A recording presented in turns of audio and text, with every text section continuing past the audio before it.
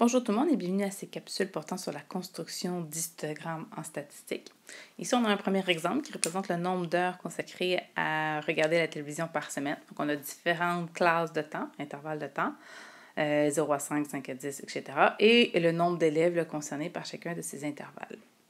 Donc, on va aller construire l'histogramme. Première chose, on va aller écrire un titre. Donc, ici, nombre d'heures à regarder la télévision par semaine. On peut abréger un petit peu le titre.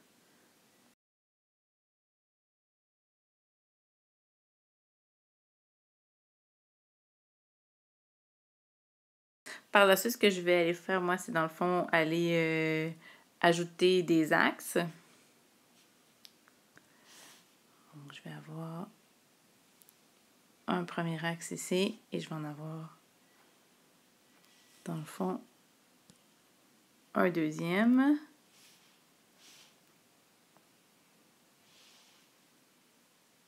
Et voilà.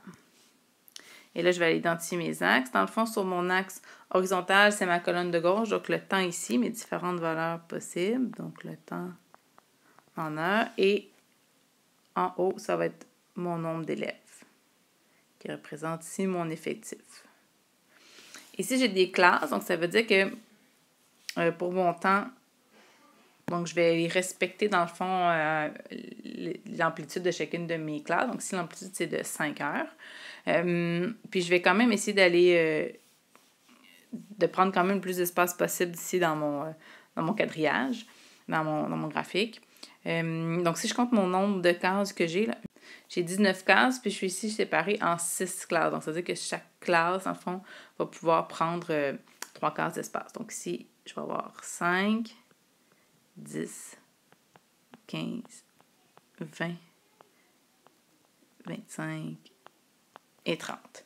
À la verticale, le nombre d'élèves, mon nombre d'élèves maximal, c'est 17. Donc, ici, je vais pouvoir facilement faire des bonds de 1.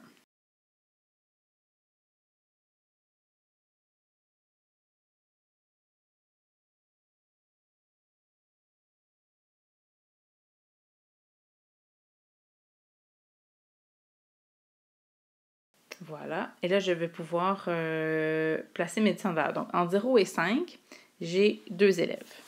Donc, ça veut dire que ma bande va être comme ça ici. Je vais changer de couleur pour que vous puissiez mieux voir. De 5 à 10 heures de télévision par semaine, j'ai 5 élèves. Donc, ma bande va être comme ça ici. Entre 10 et 15 heures, là, j'ai 17 élèves. Ce qui m'amène ici. Entre 15 et 20 heures, j'ai 6 élèves.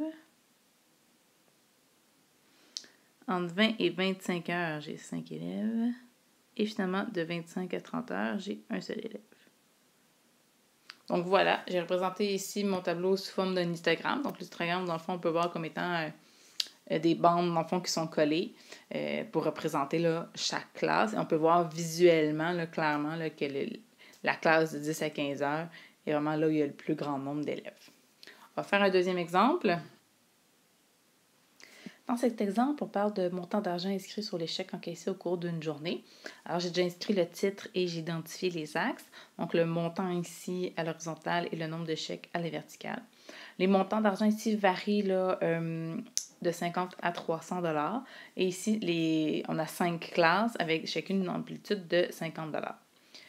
On va graduer nos axes.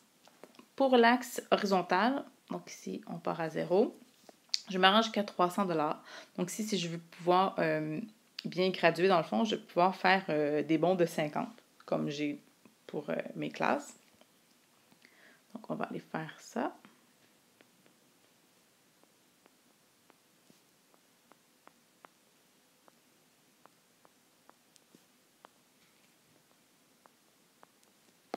Pour la classe de 0 à 50 $, je n'ai pas de chèque, donc je n'aurai pas de bande dessinée là, mais je place quand même l'intervalle dans mon graphique. Je ne pars pas à 50, je pars quand même à 0.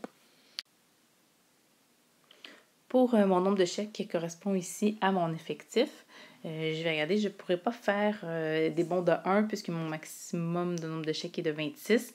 va falloir que je fasse des bons de 2 ou moi, dans ce cas-ci, ce que je veux faire, des bons de 2 à chaque 2 cases. Là.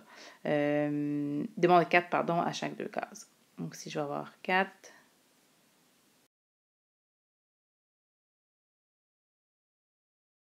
Voilà. Pour ma première bande, donc de 50 à 100 $, j'ai 23 chèques. Donc, je vais aller faire ma bande ici à 23. Et là, je vais pouvoir faire ça comme ça. De 100 à 150, j'ai 13 chèques. 13 chèques, c'est ici. De 150 à 200, j'en ai 19. De 200 à 250, j'en ai 26.